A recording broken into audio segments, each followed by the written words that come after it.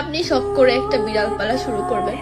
বিড়ালটা আপনার পায়ে পায়ে ঘুরবে, আপনার প্লেট থেকে একটু করে খাবার নিয়ে খাবে। আপনি ওর একটা নাম রাখবেন, ওই নাম ধরে ডাকলেও আপনার কাছে দৌড়ায় চলে আসবে, আপনার কোলে বসবে, আপনার বুকের উপরে উঠে একটু ঘুমাবে। আস্তে আস্তে দেখবেন করে ছাড়া আপনার ভালো লাগতেছে না, ওর একটু আদর না করলে আপনার ভালো লাগতেছে না, আপনি চোখে হারাবেন। এভাবে ওর সাথে একটা বন্ধুত্বের সম্পর্ক গড়ে উঠবে, একটা আত্মিক সম্পর্ক, গভীর ভালোবাসার সম্পর্ক। আর কয়েকদিন পর দেখা যাবে কেউ হঠাৎ করে আপনাকে ছেড়ে দুনিয়া ছেড়ে চলে গেছে।